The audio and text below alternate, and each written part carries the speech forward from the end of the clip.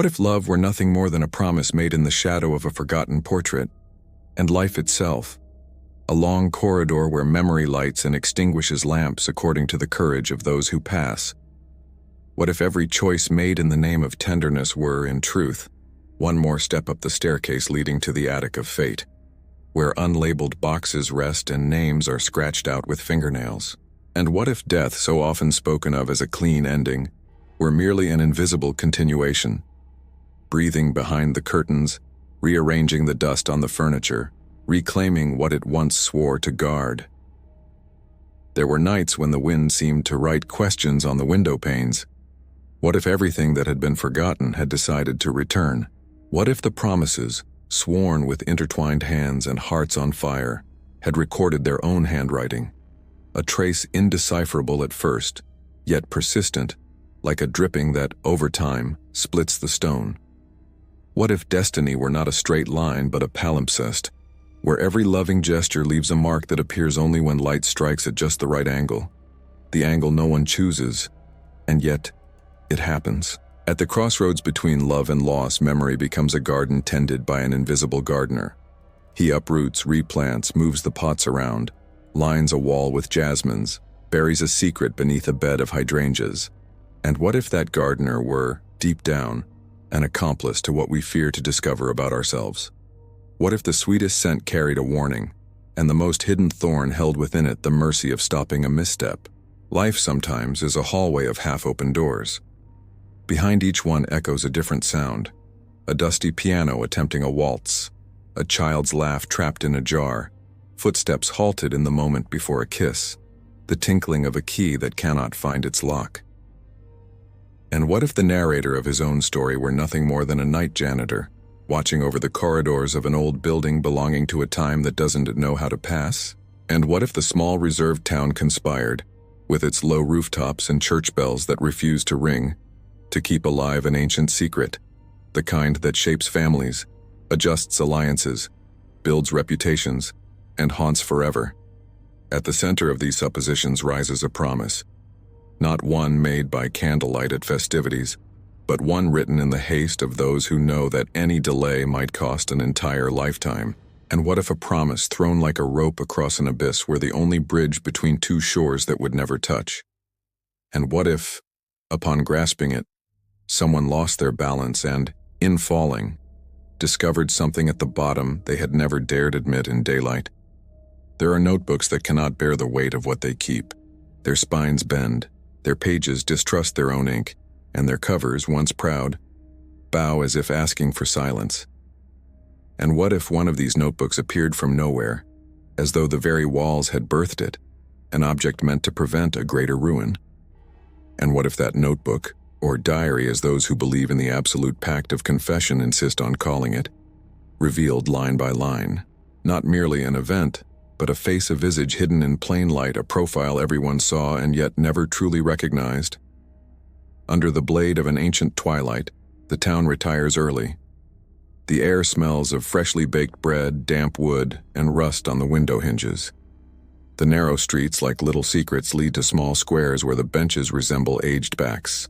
And what if the heart stepping on those cobblestones recognized a rhythm that preceded childhood itself, as if those steps had been rehearsed long before the body, long before the name? What if fate, here, were not a grand figure, but the turning of a corner at the precise hour, the opening of a gate, a sudden scent of lavender announcing the repetition of a gesture both beloved and fatal? Love lights lamps in dangerous places. It offers shelters that, when seen up close, are merely thicker shadows. And what if that differing density of shadow were the clearest clue, the most explicit warning, that something is amiss, that a portrait hangs slightly askew, that a letter was returned without ever being sent? And what if the heart, unsatisfied with its own answers, desired not peace but truth, and in desiring it, awoke mechanisms that had slept like springs beneath an old mattress, ready to leap with a noise loud enough to wake the whole house? Death passes now and then, and does not take what we expect. It gathers, with fingers that leave no trace, the right photograph, the handkerchief that caught a tear, the key that opened a coffer where there was no gold, only the first love note. And what if it had done so long ago, stealing the decisive item that would have prevented a misunderstanding from taking root? And what if, deprived of that talisman, a love story had wandered down paths where guilt builds hermitages and remembrance dresses in mourning without ever being invited to the funeral? There are voices that never speak, and yet are heard, the creak of stairs descending by themselves, the breathing of a stove long extinguished, the clock that slows down not from lack of winding but from pity for the one who watches it. And what if those voices together composed a map made of murmurs, all pointing to the same place? A wooden box where beneath white handkerchiefs rests a dark-covered diary tied with a ribbon left behind by someone who once believed in victory over forgetting. This is not a tale of simple hauntings, but of a silent pact between love and memory. Some loves preserve themselves at the price of rewriting the past. Some memories survive by amputating fragments of tenderness. And what if one day someone decided to break that pact, to tear the veil, descend into the cellar, open the box of letters, and finally read, without flinching, what had been written? And what if, in doing so, they found not merely another's story, but the full outline of their own? The small town sleeps with one eye open. The church bell does not ring without permission from something no one dares to name.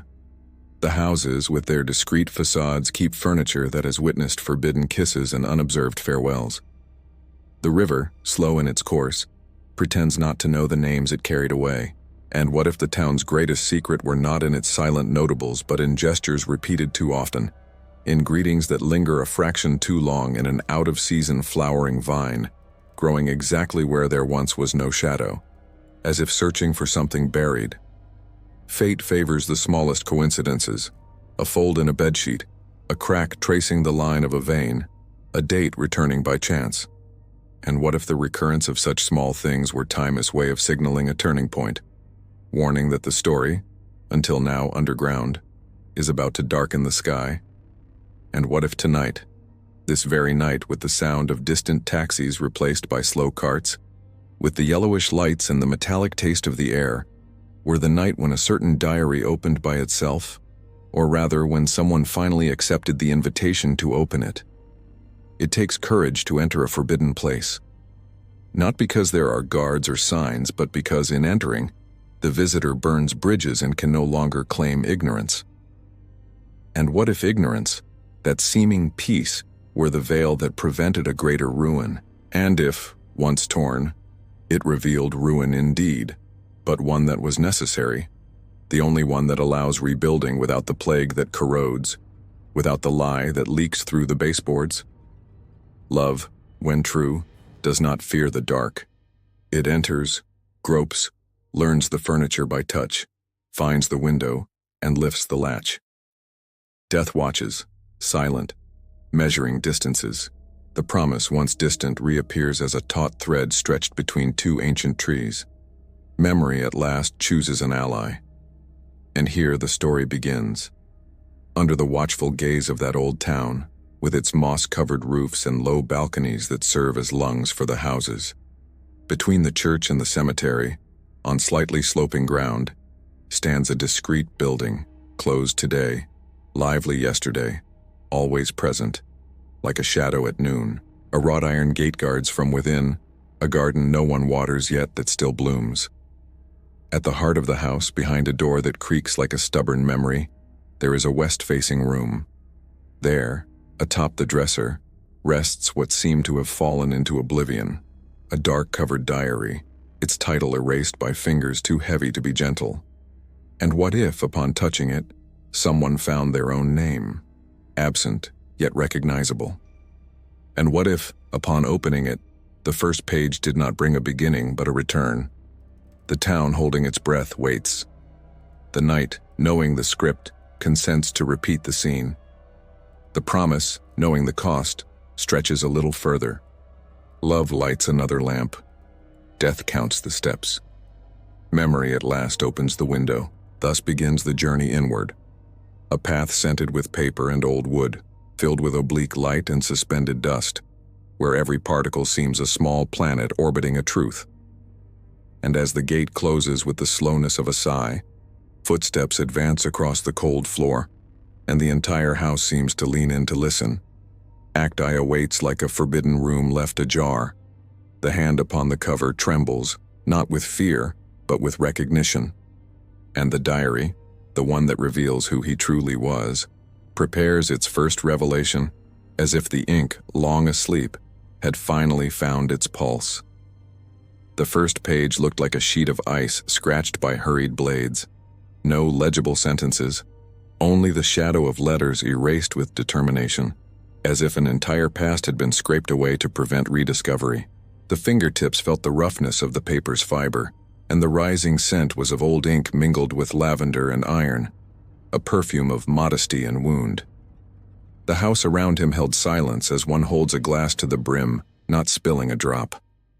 In the hallway, a wall clock marked the hour with weary dedication, each tick sounding slower than the last, as if time itself struggled to keep up with a reading that had not yet begun.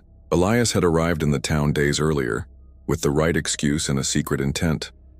On the surface, he came to organize the book collection of an old family, invited by a priest who trusted his patience as a restorer.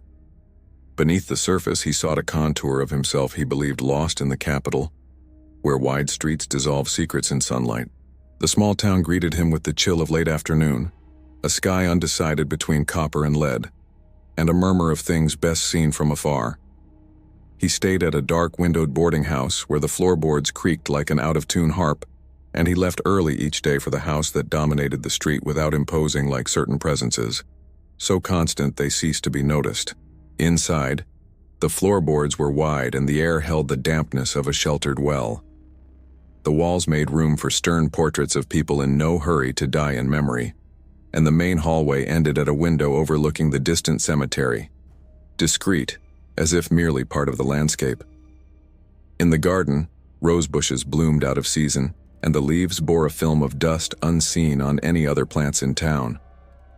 Above the fireplace hung an oval mirror, whose reflection always seemed slightly delayed, returning one S posture with a fraction of a second S lag. Elias considered it the impression of a weary traveler, yet the sensation persisted, faithful as a cat returning to the doorstep. Isadora gave the place its axis of presence. She lived almost opposite, in a smaller house with peeling beige walls, and came in the afternoons with pretexts of bringing tea, inquiring about inventories, naming carpenters and shoe shiners, quietly observing the comings and goings of volumes. She seemed born with a step adapted to the street S stones, a rhythm that respected silence without surrendering to it. Daughter of a late school teacher and a lawyer who collected stamps, she moved like one who had long learned to care for what remains when everything else departs. Elias watched her without haste, perceiving in her a form of belonging he himself no longer possessed. When Isadora set the tray on the table, the house seemed to relax its shoulders, and the heavy lace curtains fell once more into place. Between them first came the trust of useful things, a message delivered on time, a key found in the pocket of a coat, the knowledge of the schedule of masses and processions, the memory of who in town remembered the dates and surnames. Then, like water seeping through, a territory of delicacy formed, one neither of them named. Proximity grew through minimal gestures, in the repetition of small details. A handkerchief folded with precision, a book returned with a dried flower between its pages, a path chosen for the shade of fig trees. Love there did not declare itself with fanfare. It aligned itself silently, like the bedspreads hung out in the backyard, enjoying the wind without disturbing it. Elias felt that Isadora gave him a clearer shape, as if a contour became firmer the more he inhabited that space and time. The house, however, insisted on a message difficult to translate, a latch that stuck at the same hour, the flame of a lamp that dimmed when he passed near the lower shelf, the feeling of being watched by portraits even when the curtains were closed. One morning, Elias found a wooden model of the very town, kept in an unlatched chest with a tiny bridge spanning a glass river. Upon examining it, he noticed that one of the little houses, the boarding house where he slept, was shifted a centimeter inward, as if someone had pushed it, trying to correct an intimate geography. He touched the small piece and felt slight resistance, as if a magnet held it in place, an infinitesimal detail that nonetheless settled in him like a seed. In the west-facing room, the diary awaited, And what made it insistent was not merely its darkened cover, but a ribbon trailing from its side, a worn-out red that gave the impression of a tongue asking to finish an interrupted sentence. Elias held it with both hands and sensed the exact weight of important things, the kind measured not in grams, but in gravity.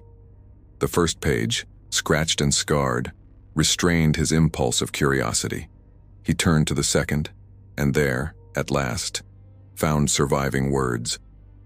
The handwriting was slanted and disciplined, the ink a silky brown, as if the writer had traded shouting for whispering. There were no names in those opening paragraphs, only a narration by someone afraid to expose and therefore surrounding the truth with imagery. References to rain that does not wet to a portrait that insists on remaining crooked to a clock that delays itself on purpose to prevent a meeting. Elias sensed that voice knew the house as one who had drawn it from within. The days followed one another in layers, like old paint upon older paint, and the town seemed to react to the progress of his readings. When Elias finished a passage and closed the diary, a cloud would appear out of nowhere and cover the bell tower.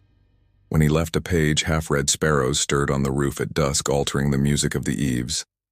His body learned the house's routine, as one learns a psalm. He noticed that the hallway floorboards had 3 notes, high, mid, and low, and that stepping in a certain rhythm produced a kind of enunciation. The scent of the wood varied according to the memory he touched on the page, as if the text released dormant resins. When Isadora arrived, she sensed the change in the air. Her eyes scanned the room before resting on the diary, with a kind of modesty resembling old people praying before opening a letter. Outside, the town went on with its brief markets and its habit of sweeping sidewalks at dawn. Children preferred to play by the fountain, and the elders, seated on the church steps, read outdated newspapers as though revisiting yellowed letters. In the cemetery, the cypresses stood with a policeman's posture, and the wind that passed there always brought back a bit of freshness to the main street, as if renewing the air without confessing its source. Elias began to notice certain glances lingering a second longer upon him, as if the town recognized in him a role he had not yet assumed. The feeling wasn't hostile, it resembled more an invitation or an old, discreet demand, the kind reserved for those destined to fulfill a specific task. The romance, still nameless, took root in care. One gray afternoon, Isadora brought a tin box filled with cookies that tasted like childhood and carried a faint scent of tarragon. Her hands lingered close to his for a moment, long enough for something to be confirmed in the space between skins, without a word being spoken. Elias realized he waited for such nearness with the patience reserved for a rare flower, one that only blooms at night and requires dimness and silence. When he turned his eyes back to the diary, he saw that the handwriting on the next page had become steadier, as though the house itself approved of their bond and used it as a lever to move its memories. Yet the signs that something was out of place multiplied, like those cracks that appear on walls without visible cause. In the library, an old atlas had a page torn out, precisely the one that should have contained the regional map. In the kitchen, a drawer held keys that opened non-existent doors. In the sitting room, a portrait showed a woman wearing an oval brooch. On some afternoons, the brooch seemed amber, on others a dark green like the water of a well. Elias tried to photograph the changes in his mind, but the evidence always dissolved when he tried to narrate them to himself. The diary, however, began to answer with more explicit metaphors, as though an invisible hand now felt free to drop its disguises. There were mentions of a stern father whose hands trembled when touching certain pages of a love that had learned to walk in parallel lines, of a death that had not occurred when everyone thought but much later, in a room facing the setting sun. One late afternoon, scented with bellflowers, Elias found among the diary's pages a small fabric bookmark with embroidered initials, 2 letters that could have belonged to any common name in the town. Yet the embroidery contained a repeated stitching flaw, like a material stutter. A thread skipped alignment before correcting itself in the next stitch. It was a beautiful imperfection, because it was human. He thought of Isadora while studying the flaw, as if the embroidery reflected the courage of one who admits to stumbling without losing focus. When he replaced the marker, he noticed at the foot of the page an old date that coincided with the Sunday of the town's grand procession. For a moment, a fragment of meaning aligned itself and then dissolved again, leaving only the taste of someone who has brushed against a secret with the tip of the tongue. That night, the lamplight flickered insistently, and the oval mirror returned Elias's reflection with one detail displaced.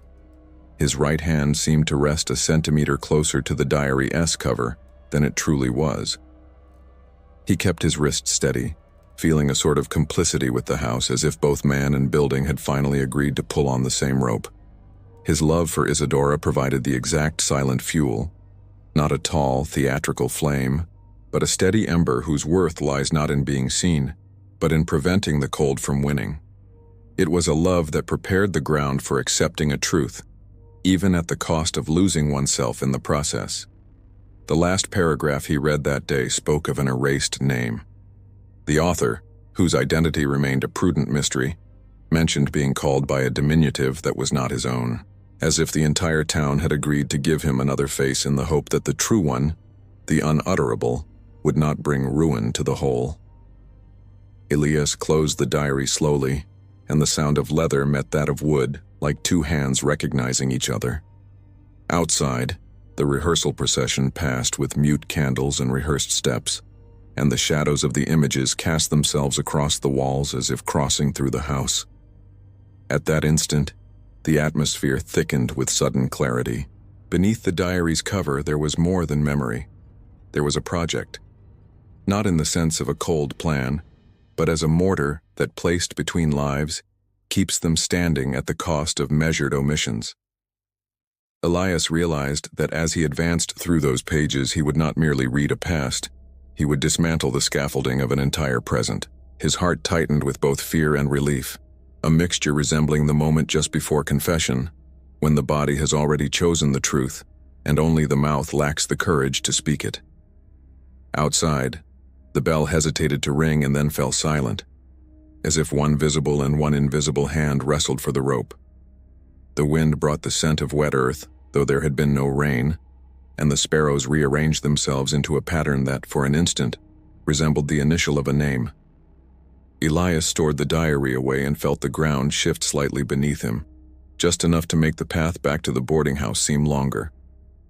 As he crossed the gate, he noticed, in the corner of the garden, a half-buried wooden box, once hidden beneath dry leaves, now visible like an object demanding to be read. The box was half buried in the corner of the garden, beneath a layer of dry leaves that seemed to protect rather than conceal it. When Elias lifted it, dust rose in slow spirals, as though the house itself breathed with him. The wood, grayish and coarse, had fine cracks, and the metal clasp broke at the first touch, without resistance, as if it had long awaited that gesture. Inside were only 3 objects: a faded photograph, a pale blue ribbon, and a small bronze key, its tip bent, its hole nearly sealed with rust. The photograph showed the interior of a room, perhaps that same west-facing one, and in the background the reflection of someone captured in the oval mirror. The image was blurred, yet Elias had the impression that the face, indistinct as it was, looked back at him with the calm of someone who already knew him. At that moment, the house clock struck out of time. The vibration echoed through the floor and reached the box in his hands. He felt the tremor pass through his body, from chest to fingertips, in a rhythm that resembled the pulse of a name. It was an intimate, ancient feeling, like the echo of a long, silenced voice. Elias closed his eyes and let the sound fade. When he opened them again, the garden seemed darker, though the sun still clung to the horizon. The house somehow had changed its breathing. The next morning, the town behaved differently. The baker didn't open on time, the tailor's wife crossed the square without meeting anyone's eyes, and the church bells stayed silent all day. Even the air, once perfumed with bread and market flowers, now smelled of damp iron and old stone. Elias noticed people avoided eye contact, as though a collective secret had been accidentally touched. The discovery of the box, still hidden beneath the floorboards of his room, vibrated inside him like a chord sustained beyond the end of the song. Isadora appeared later, dressed in gray with a pale shawl over her shoulders. The wind lifted the hem of her skirt as if trying to stop her arrival, yet she walked with determination. In her hands she carried an envelope, yellowed and sealed with cracked wax. She said she had found it inside her mother's prayer book, and that the name embossed in the corner, Elias de Rocha, matched his own. He tried to laugh at the coincidence, but the sound came out hoarse, scratched. Opening the envelope, he found a thin sheet written in the same handwriting as the diary. The message was brief, almost a whisper preserved in letters. The key only works if the house accepts. The portrait confirms what the mirror denies. No explanation accompanied the sentence. Isadora watched him with that look that blends compassion and fear, like someone witnessing something that should not be stopped. Elias placed the paper between the diary's pages and, instinctively, set the small bronze key beside it. The combination seemed natural, as though each had been waiting for the other to be complete. In the days that followed, their bond gained a density that required no words. They walked together through the outskirts of town, observing the always half-open windows, the doors that never fully closed, the trees that seemed to lean in to listen. Isadora spoke little. The simple act of picking up a fallen leaf or gazing too long at a distant house was enough for Elias to perceive the invisible thread tying them to that place. It was as if both were pieces of the same riddle, drawn together by a force older than their own existence. One afternoon, when the sky dressed itself in lilac gray, Elias carried the box into the main room and set it upon the table beneath the portrait of the woman with the brooch. The light entering through the window struck the oval mirror, and its reflection cast the image of the box onto the opposite wall. From that reflection, an almost imperceptible crack appeared in the wood, exactly where the wall's paint formed a shadow. He stepped closer and saw that the panel gave way slightly to the touch, revealing a narrow, deep space where the air was colder and the scent older. Inside was a low shelf lined with notebooks identical to the diary. Dark covers, faded titles, colored ribbons serving as markers. There were 7 in all, arranged like a sequence of chapters awaiting the right reader. Elias took the first of them. The weight, identical to the previous diaries, confirmed that this was no accident. Yet the opening pages were blank, except for a note at the bottom. Truth is written when memory bleeds. Until then, the paper watches. The meaning was obscure, yet it stirred in him an instinctive recognition. Perhaps those pages awaited something that had not yet happened. Or worse, something about to happen again. As the sun went down, the town sank into a kind of tense silence, as if everyone knew the night would bring more than darkness. When Isadora arrived, she noticed the new notebook and the hidden space revealed in the wall. Her face lost its color for an instant, but she quickly composed herself, resting her hand on his shoulder. Elias perceived the faint tremor of her fingers and understood, without a word, that Isadora knew that house from another life. Perhaps not with the body, but with the soul. Her gaze, as it traveled over the notebooks, was that of someone who recognizes the past, not through memory, but through pain. Night fell slowly. Candle flames cast shadows that danced along the walls, mingling with the movement of the curtains. Elias opened the first diary again, returning to the scratched and the legible pages. Then he noticed a detail that had escaped him before. Under a certain light, the letters formed an almost invisible design, like a map etched by transparency. The outline matched the exact floor plan of the house, the rooms, the corridor, the garden, and at the map's center, there was a small circle, coinciding with the spot where he had found the box. It was as if each symbol, each word, were an instruction left for him to carry out, step by step, within the labyrinth of his own memories. A shiver ran down his spine. For the first time, the notion that the diary was guiding him, and not the other way around, seemed undeniable. The house watched him, the clocks imitated him, the portraits seemed to adjust their gaze as he moved. Everything there breathed in unison, like some ancient organism waking at the presence of the right blood. Isadora came closer, and their reflection in the oval mirror grew slightly distorted. Elias noticed that in the reflected image, there was only one body, his. The key on the table gave a soft metallic hum, and the diary opened by itself, as if a breeze had passed. The page revealed bore new writing, in the same hand, though Elias could have sworn he had seen it blank the night before. The message read, "When the reflection disappears, the name returns, but the one who speaks it pays the price of remembrance." Elias felt his chest tighten. The house clock struck 12 times, though it was not midnight. The church bell in the distance answered with a staggered sequence of tones as if the sound were tripping over itself. And then everything fell silent. The wind ceased.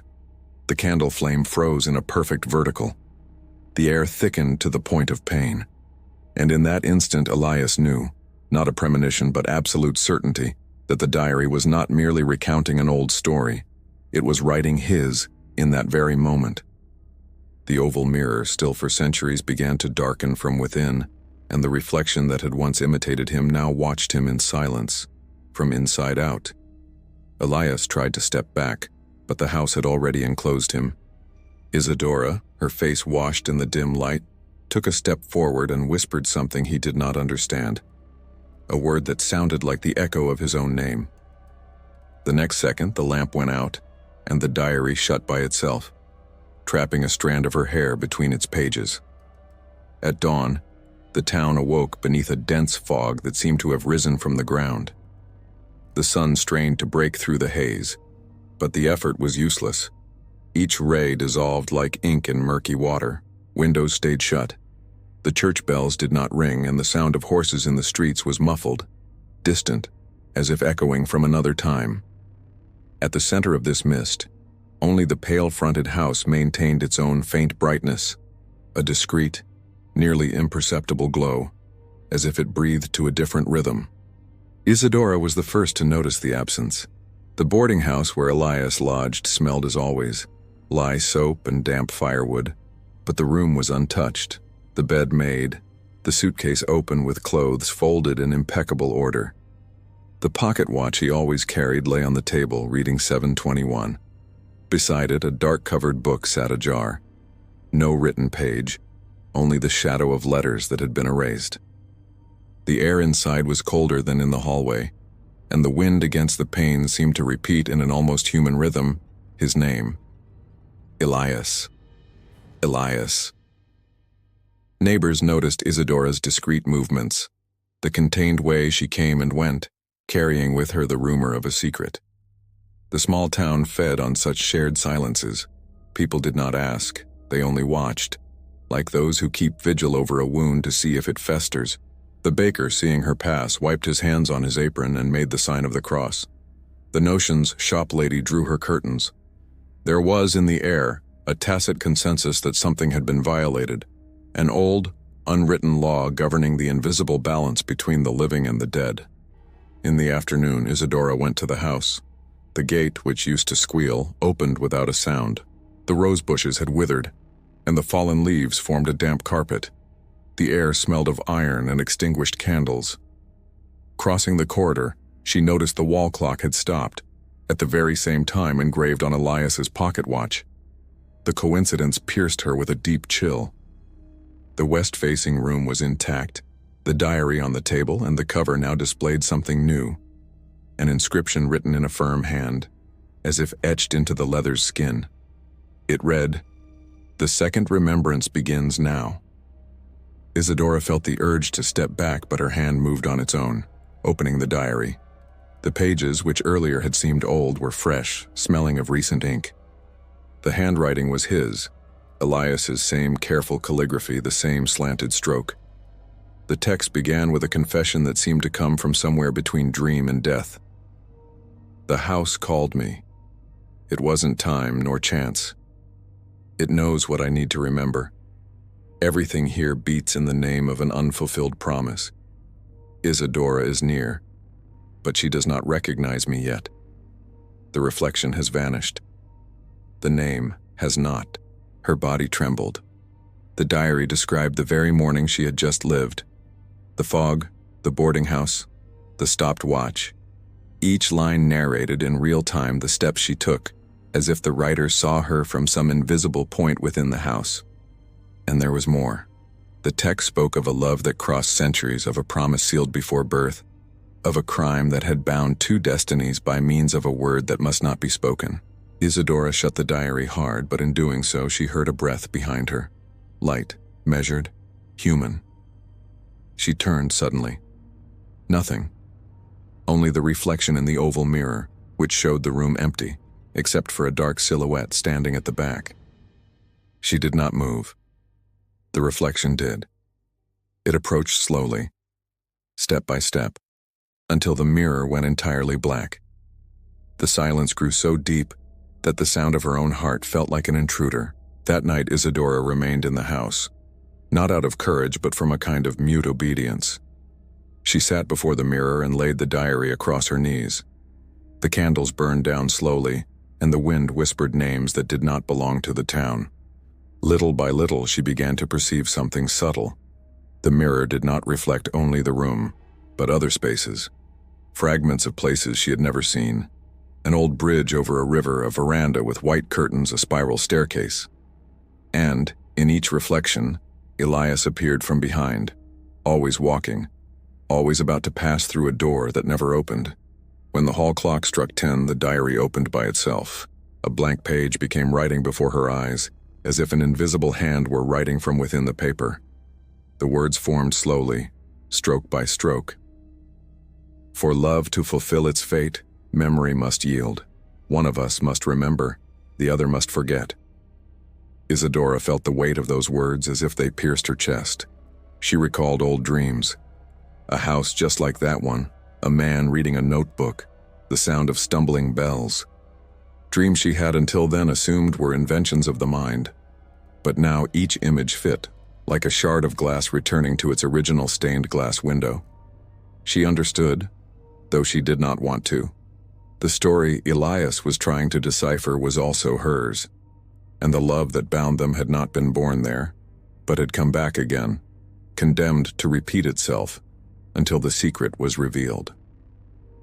Outside, the town remained suspended in a time of its own. The river seemed to have stopped running and the dogs did not bark. A distant bell tolled once, a deep sound without echo. Isadora walked to the portrait of the woman with the brooch. The lamplight singled out the detail. The woman's face had changed. The features once anonymous now resembled her own. The oval brooch, once green, had turned blue, identical to the ribbon Elias had found in the box. She then understood that the diary was not a simple account. It was a mirror that imprisoned memories, trading faces, names, and destinies according to the reader who touched it. With each cycle, it rewrote the story, allowing love to return, but always at a cost. Someone had to disappear for the other to remember. She sat again at the table. The diary, now closed, radiated a faint warmth, almost imperceptible. The clock's rhythm resumed, matching the pulsing of the buried box. And with a surge of resignation, Isadora grasped the role allotted her in this new cycle. She would be the keeper of remembrance, the witness who remained when love finished fading. She left the key upon the table, crossed the corridor, and went out. The gate closed behind her without a human hand. The town watched her, mute, motionless. High on the church tower, a single candle lit itself, and its flame, once yellow, flickered blue. Turning back, Isadora saw something impossible. Through the window of the west-facing room, Elias's reflection was looking at her from the other side of the glass. He did not move his lips, but she knew what he said. "Remember me." And then the house drew a deep breath, like an exhausted body returning to life. In the days that followed, the whole town seemed to sleep with its eyes open. The wind stopped circulating through the narrow lanes. The river ceased its murmuring, and even birdsong was replaced by a low drone, like the distant sound of an organ insisting on holding the same note. People moved slowly, their gaze unfixed, greeting each other with mechanical gestures, as if obeying a forgotten script. It was as though time, noticing the diary's return, had recoiled, trying to protect a secret it did not wish awakened again. At the boarding house, the proprietor found the notebook on the table, its dark cover bearing a new title embossed in relief: Third Remembrance, The Price of Truth. She took it for one of Elias's old books, but upon touching it, A shiver ran up her arm, and the object fell open to the floor.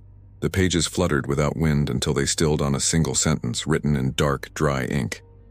Every town has its soul, and every soul must forget to remain alive.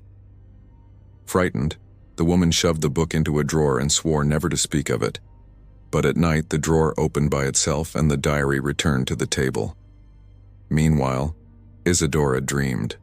She dreamed of the house before it was old, its walls still bright, the gardens alive, the scent of new roses. She saw people walking the corridors, men in frock coats, women in long dresses, stifled laughter, the clinking of crystal glasses. And, in the middle of the celebration, a man in a dark suit holding a diary identical to hers.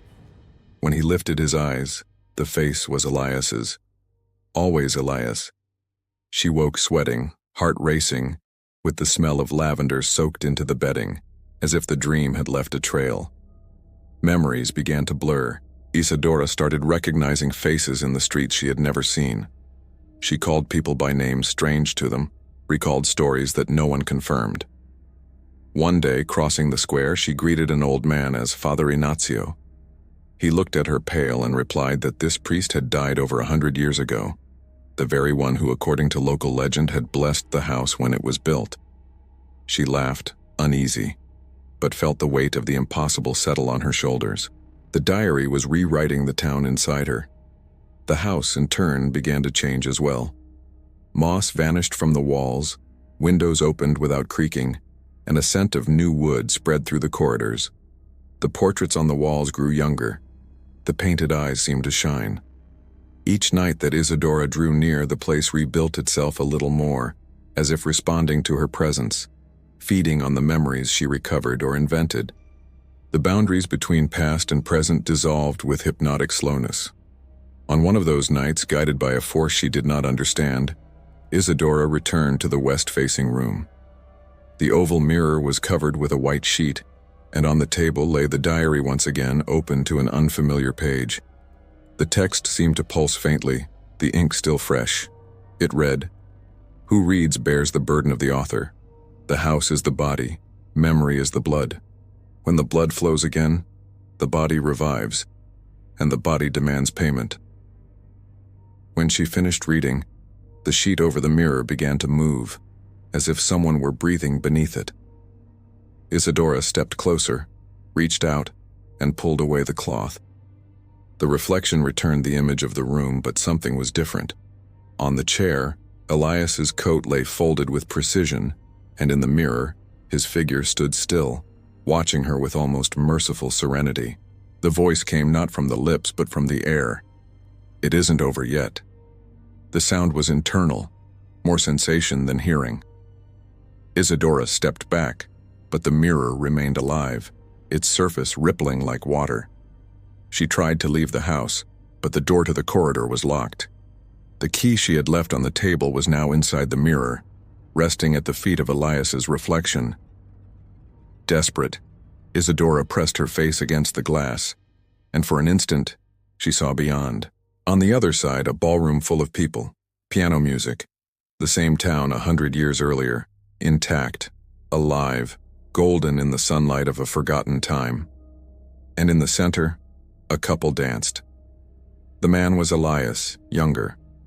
The woman was herself, Isadora, or someone with the same face, the same dress she now wore without realizing it. The shock was too great.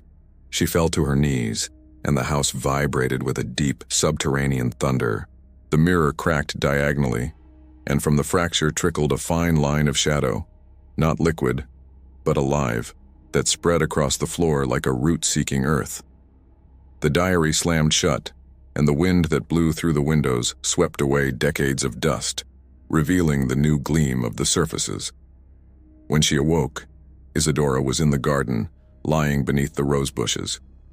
The morning sun burned softly, and the smell of damp earth brought a strange peace. As she rose, she saw the gate was open, and outside people walked as usual. Time seemed to have resumed its course. The church clock struck the correct hour, and the windows of the houses opened to the day. Only one detail was wrong. No one recognized her anymore. The neighbors looked at her with polite distance. Vendors treated her as a visitor. Her name meant nothing to anyone. Back at the boarding house, she found Elias's room exactly as before, but the diary was gone. In its place lay the photograph he had found in the box, now sharp, restored, showing the couple at the ball, and behind them, the oval mirror, unbroken. In the corner of the photo, a date, November 12th, 1827. The handwriting, delicate and steady, was Isidora's. Understanding struck her like a silent blow. The story that repeated itself was no metaphor. It was fact. She and Elias were trapped in a cycle of broken promises, condemned to relive the same love, the same loss, until the original secret was revealed. The diary was the bond, the artifact that summoned them back each time forgetfulness threatened to win. That night, as the wind once again wandered through the streets, Isidora sat by the window and waited. She knew the diary would return. It always did. When the clock struck 7:21, the same time Elias had vanished, she heard a faint sound on the table. The diary, dark and still, had reappeared. On its cover, a new inscription, the ink still wet. Truth is not read. Truth is lived. Isidora opened the book, resigned. The first lines were blank. The second were not. Written in dark ink, they read, "She has returned. The town remembers. The house is ready." The wind blew and extinguished the candle. The distant bells stumbled again. And in the cracked mirror, an ancient voice made of many voices murmured, "The time to pay the price is almost here." Morning broke clear, but the town was no longer the same. The air carried the sweet metallic scent of blue roses that now covered the thresholds of houses, the windows, the benches in the square, even the steps of the church. No one could explain where they came from. The townsfolk woke with the same silent awe. The flowers were fresh, dewy, and their blue hue, impossible, nearly celestial, reflected a living light of its own. Children tried to touch them, but the surface was cold as glass. The petals would not detach, and those who insisted felt a shiver rising from their fingers to the nape of the neck, a wordless warning. The local priest, a man of simple faith and weary eyes, walked the streets blessing doorways, convinced it was a sign, perhaps a miracle. But when he reached the house with the rose garden, he drew back. The door stood ajar, and on the threshold there was not a single flower, but dozens woven together like a crown. In the center, pinned with a rusty needle, a strip of pale paper bore the inscription, "Remembrance blooms when love dies." The priest stepped back, murmuring a forgotten prayer, and left without looking behind. No blessing dared cross that gate. Isidora watched everything from the window of Elias's room. Since the diary's reappearance, the hours had blurred together. Sleep and wakefulness had become the same state. She leafed through the book seeking explanations, but the pages rearranged themselves, and the words shifted places with the angle of the light. On one page, she found a passage that seemed out of place, written in an older style dated a century earlier. "We made the vow before the mirror, so that one soul might sustain the other. If love fails, the reflection will fall, and the town will sleep until someone awakens it. Let one of us die, but let the other remember." The meaning struck her like lightning. The sleeping town, the suspended time, the cycles of forgetting, it was all part of the same ancestral promise. The diary was not an ordinary record, but the very seal of the curse. In every generation, love was reborn between two spiritual heirs of the first couple, those who had sworn to love beyond death. And the price was always the same.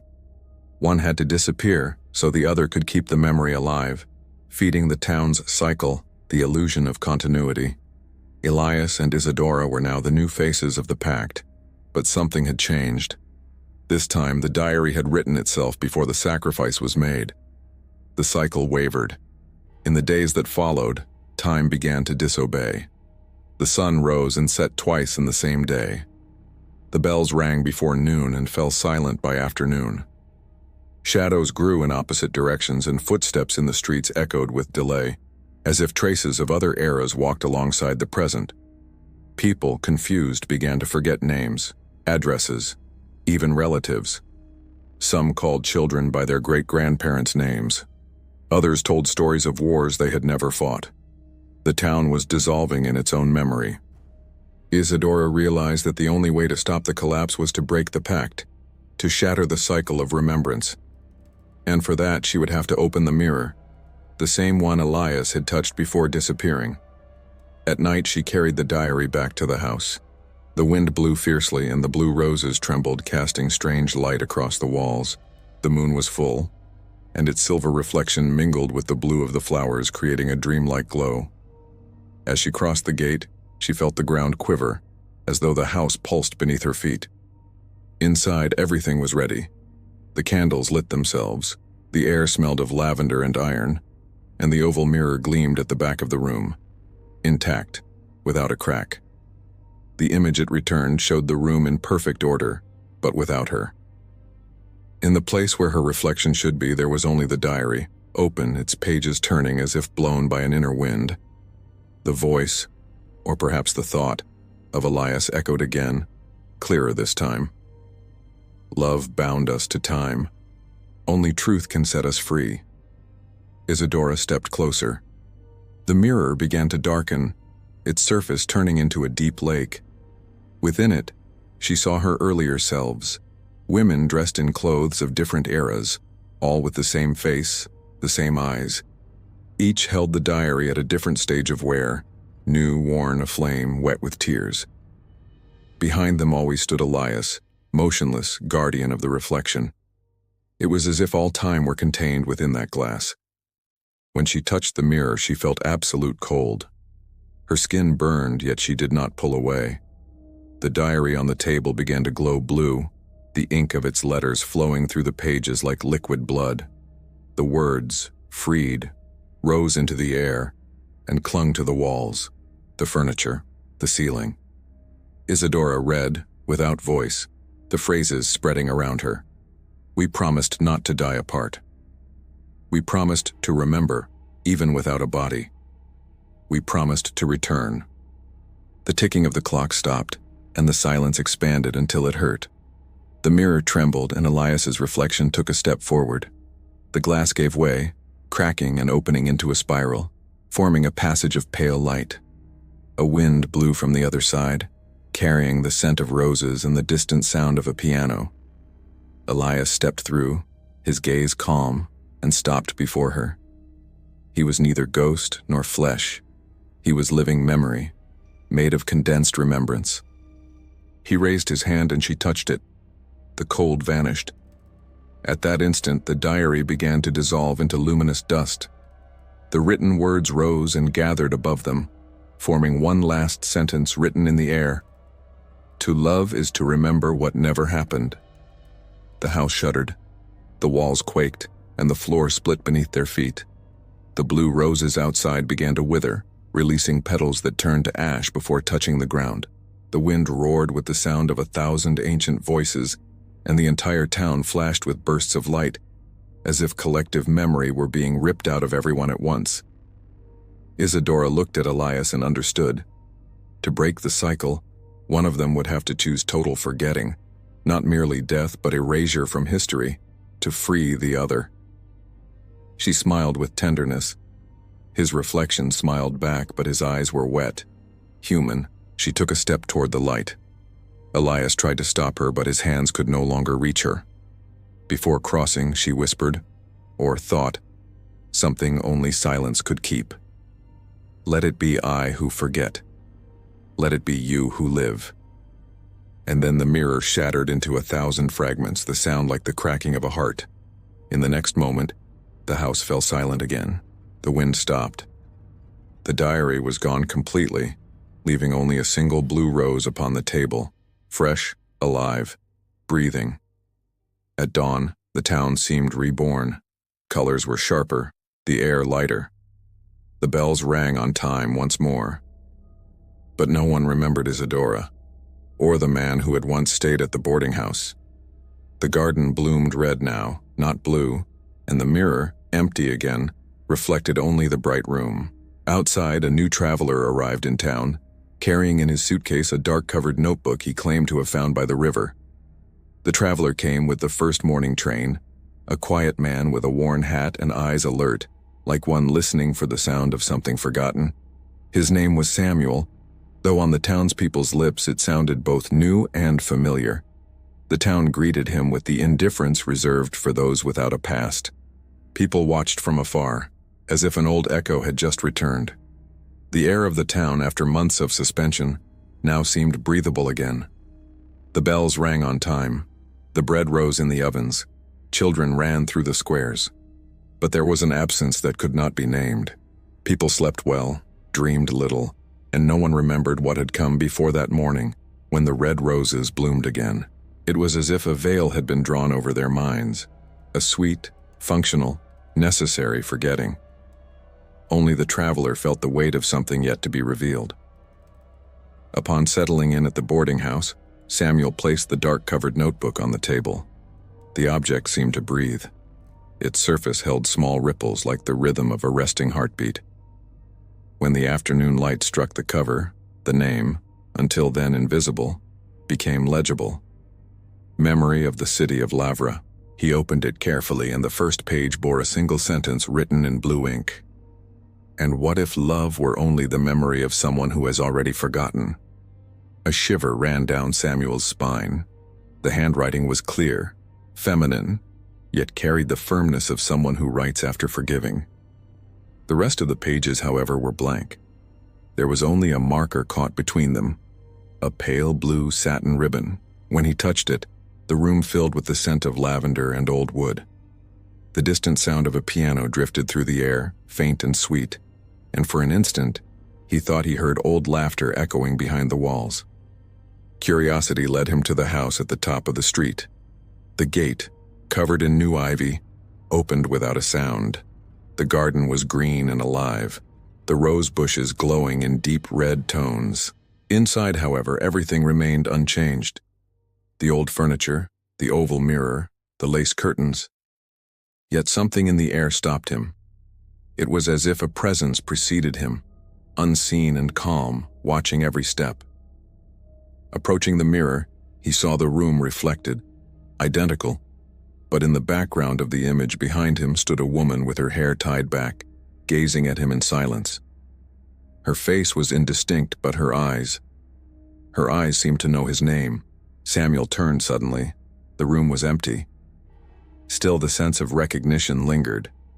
He felt that this place had been waiting for him for a long time, and that the notebook he carried was not a discovery, but a return. He sat before the mirror, opened the diary, and began to write. The words flowed as if independent of his will. Love does not die. It merely changes houses. The name fades, but the gesture remains. I remember what I never lived. As he wrote, the reflection in the mirror began to respond.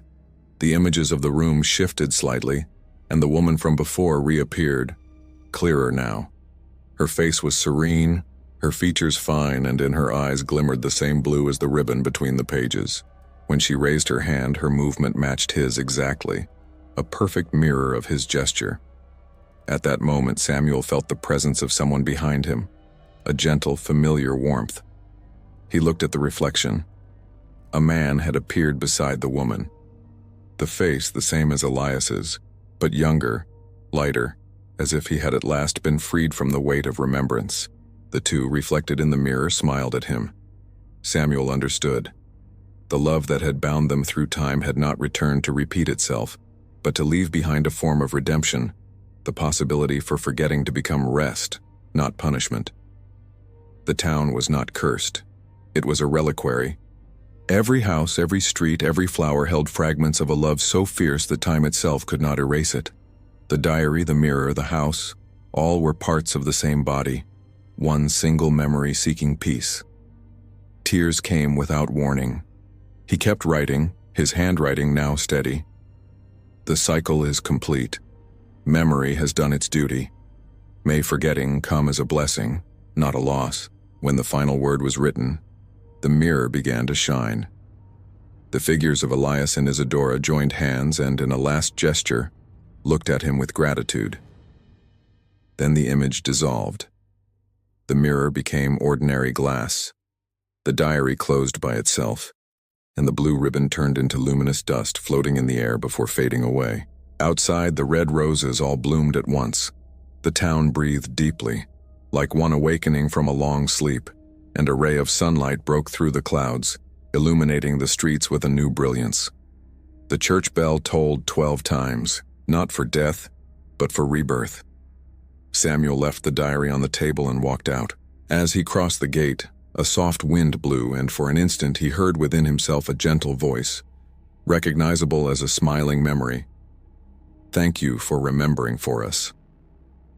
The city of Lavra carried on. The townspeople returned to their routines, and little by little, the names of Elias and Isadora and the story of the house turned to legend. They say that on certain dawns when fog spreads across the streets, one can still hear a distant piano playing an endless melody. And those who approach the house swear they smell lavender and see, for a fleeting moment, two silhouettes dancing before the mirror. In the abandoned room, the diary rests closed, and upon it lies a single blue rose, alive, impossible, fresh as first love. The cover bears one last inscription in delicate letters. "Love is what time forgot to erase."